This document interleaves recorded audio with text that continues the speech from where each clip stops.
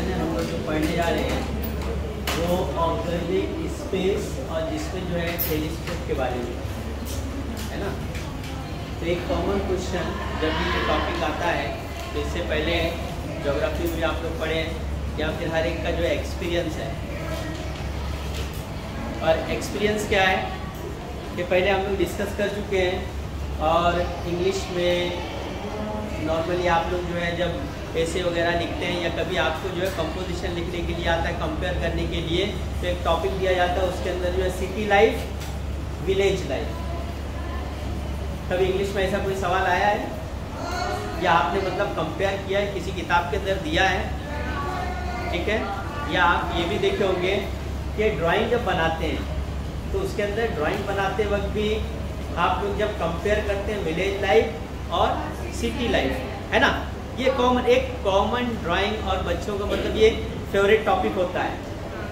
तो उसमें जब बनाते हैं तो उसमें मेन चीज़ क्या फोकस करते हो? जब दो तरफ की लाइफ आप लोग दिखाते हो तो उसके अंदर फोकस क्या करते हो? कोई एक ऐसा डिफरेंस जो आप खास तौर पे उसमें दिखाते हो। बिल्डिंग, कहाँ पर बिल्डिंग? सिटी लाइफ में बिल्डिंग और हॉस्पिटल, रोड और पॉल्यूशन सिटी लाइफ में। अच्छा ठीक है, चलिए सिटी लाइफ का तो आपने कुछ चीज़ें बता दी। उसमें विलेज लाइफ के बारे में ग्रीनरी पहला टॉपिक है इसके अंदर जो है विलेज लाइफ। जब भी जहन में आया तो क्या दिखाते हैं उसमें? ग्रीनरी। उसके अलावा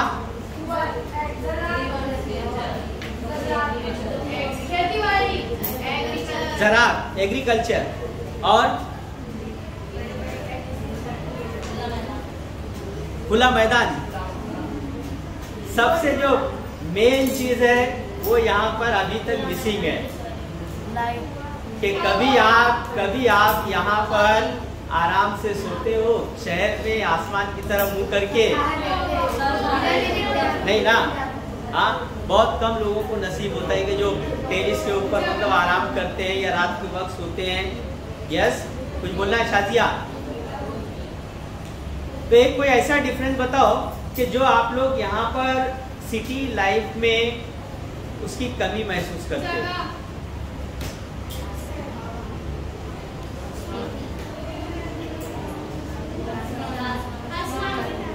यस, आसमान के तारे।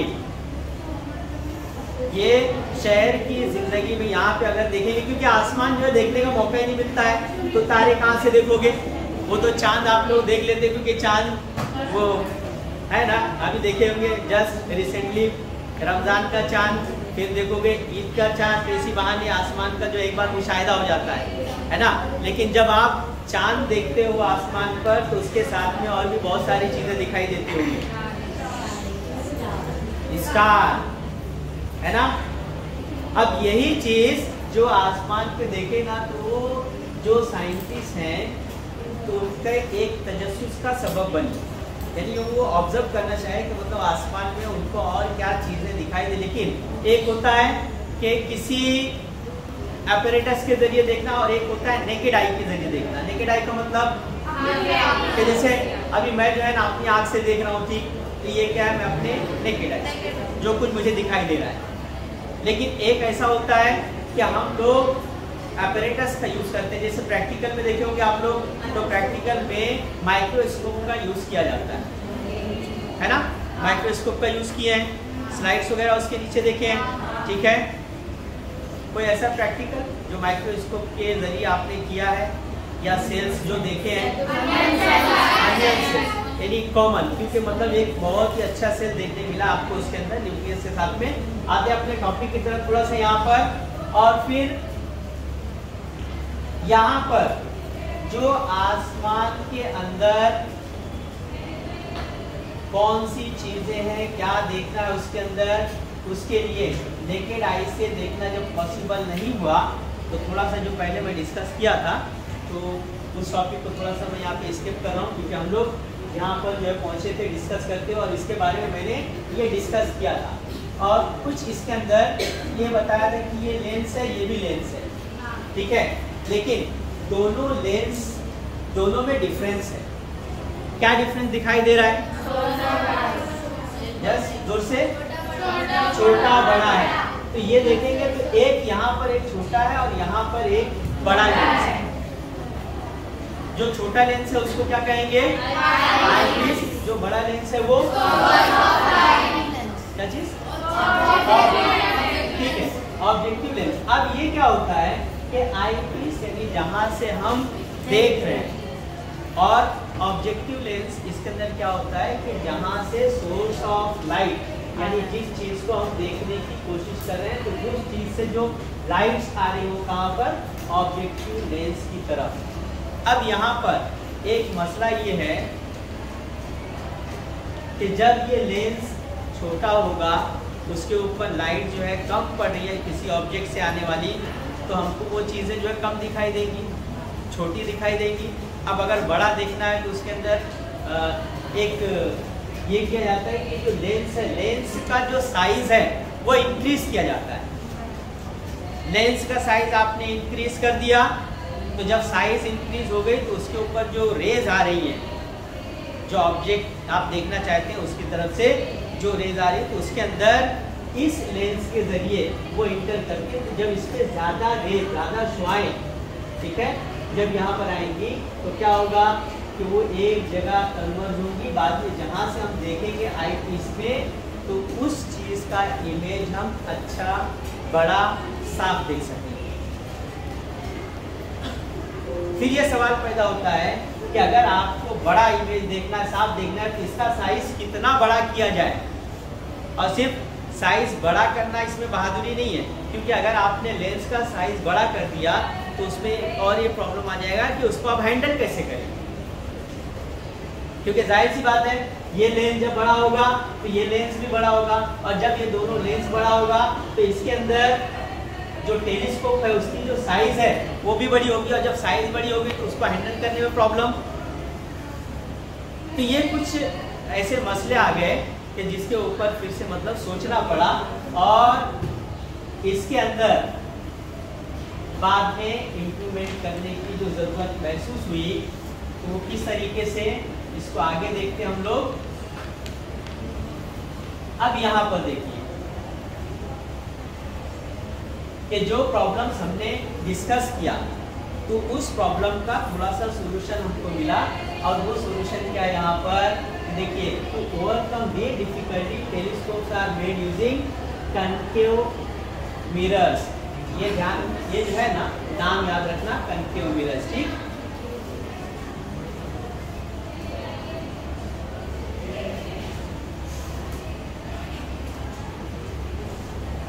कहीं इसकी जरूरत महसूस होगी अभी, तो अंडरलाइन कर देता हूं।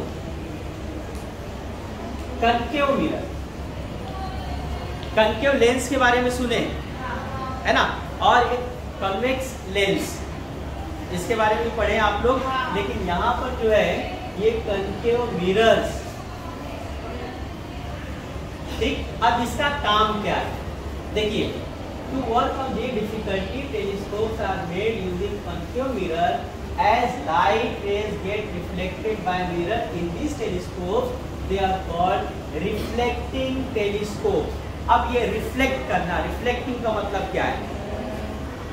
रिफ्लेक्ट करना, जैसे अभी क्लास के अंदर बहुत से बच्चे जो है घड़ी पहने रहते हैं ना, बराबर ना, तो घड़ी पहने रहते हैं, तो कुछ लोग की आदत होती है वो अपना क्या है कि बैठे हैं, लाइट इसके ऊपर पड़ रही है तो क्लास के अंदर खेलते रहते हैं, बराबर ना।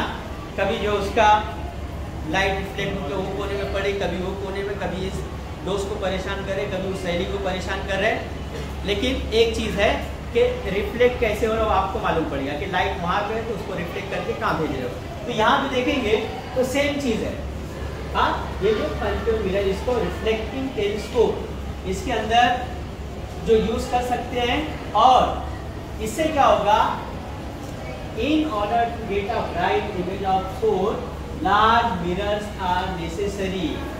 लार्ज मिरर्स, अब यहाँ पर लार्ज मिरर का बात हुआ है, तो लार्ज मिरर्स बनाना आसान है, बनिस्बत के लार्ज लेंस बनाने। क्योंकि लेंस बनाने से क्या होता है, वो हेवी भी हो जाता है, कीमत भी ज़्यादा आती है। लेकिन अगर हम ये मिरर ये बनाते हैं तो इसके अंदर कैसा है, आसानी से बन जाता है, बड़ा बन जाता है, हेवी नहीं होता, मतलब लाइट वेट होता है। और ख़ास बात ये है कि ज़रूरी नहीं कि एक सिंगल पीस बनाया जाए, उसके मिरर के छोटे छोटे टुकड़ों को भी लगाकर जोड़कर उससे एक बड़ा मिरर ये बनाया जा सकता है, जिससे जो लाइट है इसको आसानी के साथ हासिल करके और रिफ्लेक्ट किया जा सकता है। फिर यहाँ पे देखो उसी चीज़ का यहाँ पर इस्तेमाल किया गया है और नाम जो इसका दिया गया है द न्यूटोनियन टेलीस्कोप। इसकी खास बात क्या है, देखो एक यहाँ पर लेंस नहीं है, लेंस और मिरर ये थोड़ा सा इसमें डिफरेंस है। ये जो है कनकेव मिरर है और ये कनकेव मिरर इसको किस लिए, इसको कनकेव क्यों कहा जाता है? यस, क्योंकि आप जब ऐसे देखते हो समझ लो ये आपकी जो हथेली है तो इसका जो गहरा हिस्सा है ये इसका कनकेव हिस्सा है और बाकी ये जो पीछे का हिस्सा ये क्या है, कॉन्वेक्स है। तो इसका ये हिस्सा अगर आप देखेंगे तो इस तरीके से ये क्या है, कॉन्केव।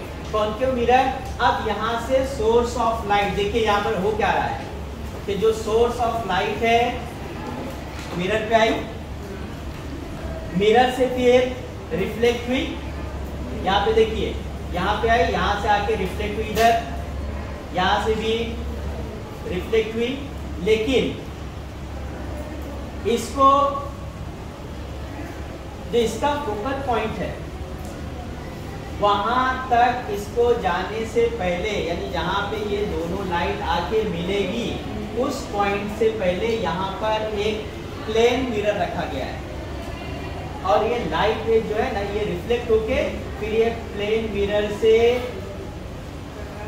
दूसरी तरफ देखो रिफ्लेक्ट हो रही है, यानी दो बार यहाँ पे रिफ्लेक्शन हो रहा है। पहला काम क्या है कि यहाँ पे ज्यादा सोर्स ऑफ लाइट हमको यहाँ पे ज्यादा मिले, इसकी वजह से ये बड़ा कॉन्केव मिरर, और इसके ऊपर जब लाइट आ रही है, लाइट पड़ने के बाद दोबारा जो एक जगह वो कन्वर्ज हो रही है, लेकिन कन्वर्ज होने से पहले वहाँ पर एक प्लेन मिरर रखा गया और वो प्लेन मिरर पे पड़ने के बाद दोबारा उसके अंदर रिफ्लेक्शन हो रहा है और वो रिफ्लेक्शन फिर कहाँ पर देखेंगे तो आई पीस, यानी जहाँ से हमको ये ऑब्जेक्ट देखना है, जो हम देखना चाह रहे हैं कि यहाँ से रिफ्लेक्ट होने के बाद जब दोबारा यहाँ पे रिफ्लेक्शन हुआ तो वो इमेज हमको यहाँ पर आई पीस के जरिए एक क्लियर इमेज हम देख सकते हैं। ठीक है, तो इसमें न्यूटोनियन टेलीस्कोप की बनावट ध्यान में रखना, क्योंकि आपसे जो है किसी भी तरीके का सवाल इसमें पूछा जा सकता है। फॉर एग्जांपल कभी दे दिया कि इसको आइडेंटिफाई करो, कौन सा ये टेलीस्कोप है, तो सिर्फ डायग्राम रहेगा, नाम नहीं रहेगा।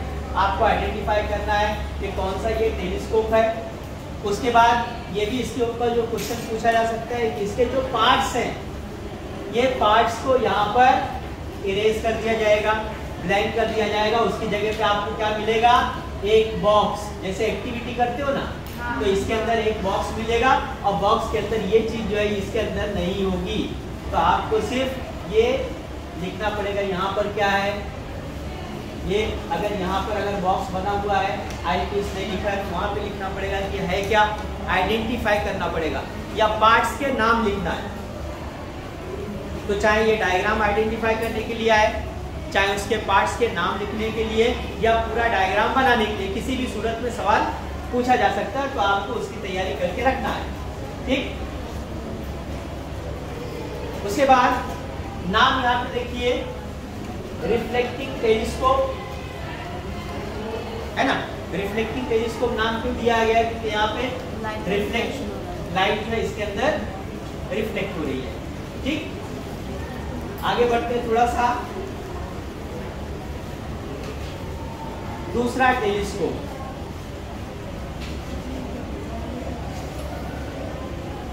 क्या लिखा है ये, कैसेग्रेन टेलीस्कोप। अच्छा, जो पहले देखे उसमें और इसमें आपको एक डिफरेंस दिखाई दे रहा होगा। देखिए दोनों इसमें सेम दिख रहा है, ध्यान से देखो। हाँ हाँ, इसमें ध्यान से देखो कि आपको डिफरेंस क्या दिखाई दे रहा है। यहाँ पर देखिए, आपने सही इसके अंदर आंसर दिया कि ये यहाँ पे जो यूज किया गया है, ठीक है, ये कॉन्वेक्स मिरर, और यहाँ पर जो यूज किया गया ये यानी मिरर का डिफरेंस आ गया। उसके बाद आप देखेंगे कि यहाँ पर ये देखो प्लेन मिरर है ना, लेकिन अगर आप यहाँ पर ये देखेंगे तो यहाँ पे कौन सा यूज किया गया, ये है ना। और एक बात कि ये जो कॉन्केव मिरर यूज किया गया है उसके बीच में सुराख है। अब उसकी वजह क्या है देख लो। और इसका फंक्शन क्या है, काम कैसे हो रहा है कि जो सोर्स ऑफ लाइट है, जो सोर्स ऑफ लाइट है यानी जो आप देख रहे हो, क्योंकि जो हम देखना चाहते हैं, ठीक है, तो सोर्स ऑफ लाइट उसी को कंसीडर कर रहे हैं यहाँ पर। अब यहाँ से सोर्स ऑफ लाइट है यानी लाइट यहाँ पर आके पड़ी सीधा, लेकिन रिफ्लेक्ट हुआ इसके अंदर, और यहाँ पर रिफ्लेक्ट होने के बाद जो रेज है यहाँ पर आई, यहाँ पर रिफ्लेक्ट होने के बाद यहाँ पर, लेकिन इसका जो आपका फोकल पॉइंट है वो आपको नहीं मिला, यानी ये कन्वर्ज होने से पहले ही बीच में एक कॉन्वेक्स मिरर है, और ये कॉन्वेक्स मिरर पे पड़ रही है। इस पे पड़ने के बाद दोबारा लाइट यहाँ से रिफ्लेक्ट हो गई, और लाइट रिफ्लेक्ट होने के बाद फिर आप देखेंगे कि कहाँ से जा रही है, ये जो बीच में सुराख है ना, ये यहाँ से, और आई पीस को यहाँ पे रखा गया है, यहाँ से देख रहे हैं, ठीक है। तो दोनों में जब डिफरेंस अगर आपको देखना होगा तो इसमें कैसेग्री टेलीस्कोप और न्यूटोनियन टेलीस्कोप में आइडेंटिफाई करने के लिए भी डायग्राम कभी पूछ लेता है कि आइडेंटिफाई, ये क्या डायग्राम है, इसका नाम क्या है, दोनों में क्या फर्क है। तो आप इसके अंदर मेन चीज क्या है, इसका नाम जो है ना, नाम ध्यान में रखना। हाँ, नाम और इसका जो वर्किंग है तो किस तरीके से सब कुछ पूरा दिया हुआ है इसके अंदर, किस तरीके से वर्क करता है।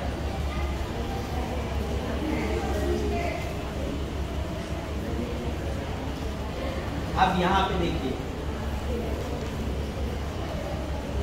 कुछ इंफॉर्मेशन है।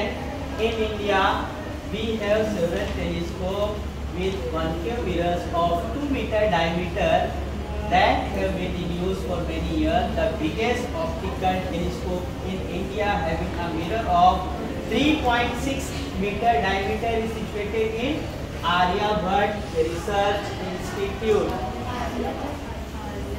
of Experimental Science, Nainital. नाम सुने हैं ना, ठीक। This is the largest optical telescope in Asia, और जिसका यहाँ पर ये डायग्राम दिया, ठीक है। तो बहुत सारी जो एक्स्ट्रा इंफॉर्मेशन होती है उसको भी यहाँ पे साइड में दे दिया जाता है आपके इंफॉर्मेशन के लिए।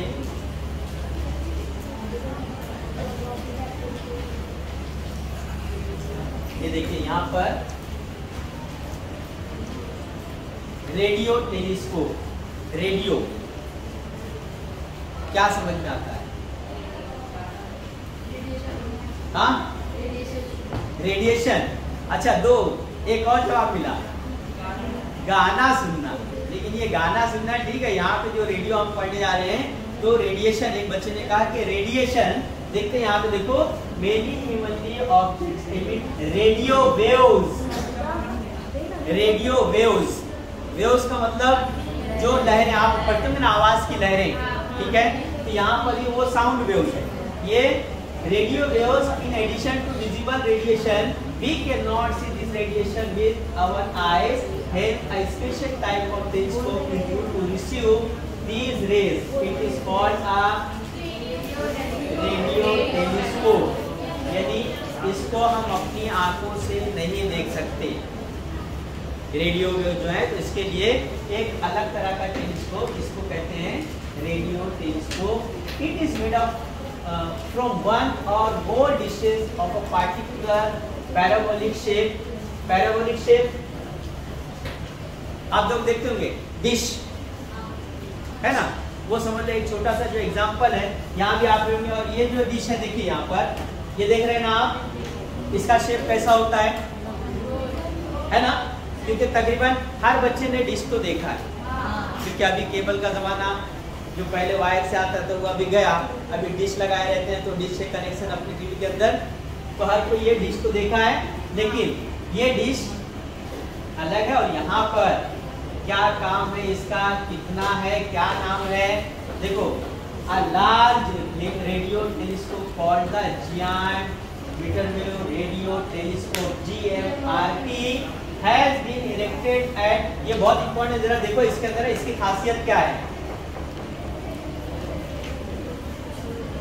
नाम दिया यहाँ पे Narayangaon near Pune. It uses radio waves having wavelength of about a meter coming from heavenly bodies. To study those bodies, this telescope is actually a collection of, ये इसके अंदर इंपॉर्टेंट देखो 30 dishes, कलेक्शन ऑफ 30 डिशेस। लेकिन इसकी जो खास बात यह है कि 30 होने के बावजूद जो ये काम हो रहा है ना, वो ऐसा लगता है कि एक डिश काम कर रही है, हालांकि डिश कितना है इसके अंदर 30 dishes, each having a diameter of 45 meter. It is called a giant telescope as the arrangement of the 30 dishes over an area which measure up to 25 kilometers, यानी 25 किलोमीटर के एरिया में ये डिशेस लगी हैं। ये एक डिश नहीं है, सब अलग अलग है, इतना एरिया है, लेकिन फिर भी इसका जो वर्क है is made in such a way that it works as a single dish, यानी सबका जो है कनेक्शन इस तरीके से है कि इसका जो वर्क होता है वो ऐसा लगता है कि मतलब एक ही डिश काम कर रही है, यानी जो आपको इमेज मिल रहा है वो इतना क्लियर मिल रहा है इसके अंदर।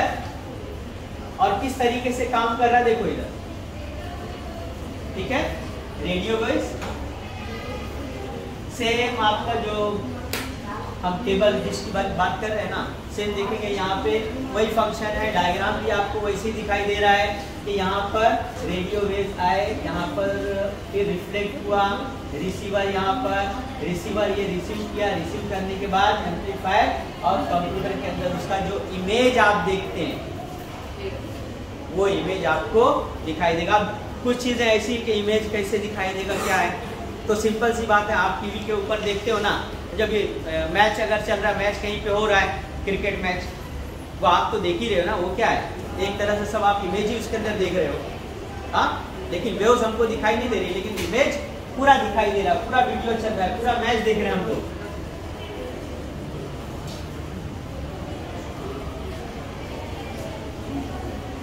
टेलीस्कोप इन स्पेस,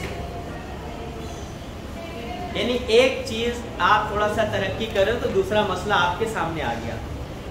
आप कहेंगे वो कैसे, कि अभी तक जितना टेलीस्कोप हमने देखा वो टेलीस्कोप कहाँ लगा हुआ था, सतह जमीन पर, सतह जमीन पर, और फिर थोड़ा सा और उसमें इम्प्रूवमेंट हुआ तो उसको सतह जमीन से उठा के कहाँ पे, पहाड़ की बुलंदी पे लगा दिए। अब ये पहाड़ की बुलंदी या ऊंचाई पे लगाने की वजह क्या हो सकती है, इसका सबसे मेन रीज़न ये है कि जब बुलंदी पे हम लगा रहे हैं तो वहाँ पर जो पॉल्यूशन, वेदर, इसका जो इफेक्ट होगा वो इफेक्ट कैसा हुआ, थोड़ा कम हो गया, खत्म नहीं हुआ, वो इफेक्ट कम हुआ। क्योंकि अगर हम इसको एकदम से ज़मीन पे लगाते हैं तो कैसा होता है कि पॉल्यूशन की वजह से, दूसरे बहुत से मतलब जो है अतराफ में मसाइल होते हैं, जिसकी वजह से क्या होता है कि उसमें डिस्टर्बेंस होता है, वो क्लियर इमेज नहीं आता है। इसलिए कोशिश ये की जाती है कि आबादी से दूर, जहाँ पर फैक्ट्रीज ना हो, खुला इलाका हो, ऊंचाई पर हो, इतना करने के बाद भी बाज़ औक़ात ऐसा होता है कि उसके अंदर सही इमेज हमको नहीं मिलता है। फिर एक इसके अंदर और इम्प्रूवमेंट किया गया कि क्यों ना ऐसा करें कि ये जो टेलीस्कोप है इसको ऊपर खिलाफ स्पेस में लगाया जाए। अब स्पेस में लगाना ये भी तो एक है ना, बहुत बड़ा टास्क है, लेकिन पॉसिबल है कुछ भी। आप देखेंगे कितने सैटेलाइट चल रहे हैं, बराबर ना। तो अब जो है ये सोचा गया कि इसको स्पेस में क्यों ना लगाया जाए, क्योंकि स्पेस में लगाने से जो हेवनली बॉडीज है जिसको हम देखना चाहते हैं, जो रेज आती हैं, तो उनके बीच में और जो सतह जमीन है, इसका जो एटमॉस्फेयर है, उसके दरमियान जो मसले पैदा हो रहे थे वो काफी हद तक सॉल्व हो गए। क्योंकि जब ह्यूमनली बॉडी जब वहां से रेज जब आती है, तो ये जो एटमॉस्फेयर है, ये फिजा है ना अतराफ में एटमॉस्फेयर, तो इसकी वजह से वो रेज पूरी तरह से नहीं आ पाती। उसका एक और इफेक्ट क्या होता है कि एक तो क्लाइमेट कभी खराब रहता है, कभी बादल, कभी कुछ और, तो उसमें इमेज क्लियर नहीं बनता है। यानी इमेज तो हम देखते हैं लेकिन क्लियर नहीं मिलता है। लेकिन स्पेस में अगर टेलीस्कोप अगर ये लगाया जाए तो उससे क्या होगा कि ये सारी जो रुकावटें हैं, तो इससे हम काफ़ी हद तक बच सकते हैं। इसलिए तकरीबन कोशिश ये की गई कि 550-600 किलोमीटर सतह ज़मीन से इसको जो है टेलीस्कोप वहाँ पे ट्राई किया जाए, और उसमें जो है कामयाब भी हुए, अच्छा रिजल्ट भी हमको मिला। जैसा कि यहाँ पे देखिए थोड़ा सा उसके बारे में दिया इंफॉर्मेशन। देखिए ये क्या परेशानी हो तो मैंने बता दिया, ठीक है। ये दिया देखिए जो टॉपिक हम लोग कवर कर रहे हैं ना। In 1990 the National Aeronautic and Space Administration launched into space an optical telescope called the Hubble telescope. It has a mirror of diameter 94 inches. अब 94 इंचेस ये समझ जाओ कितना है, और कितने हाइट पर है ये 589 किलोमीटर फ्रॉम इट, ठीक है। तो 589 किलोमीटर ये सतह जमीन से बुलंदी पर इसको लगाया गया, और रीजन सिर्फ एक ही था, ठीक है। रीजन सिर्फ एक ही था कि जो इसमें परेशानी हो रही है, जो इमेज हमको बराबर नहीं मिल रहा है, तो बुलंदी में लगाने से इसका इमेज क्या होगा, कम से कम हमको क्लियर मिलेगा, और जो हम देखना चाहते हैं उसके अंदर हम अच्छे तरीके से मतलब कामयाब हो सकते हैं, ठीक है।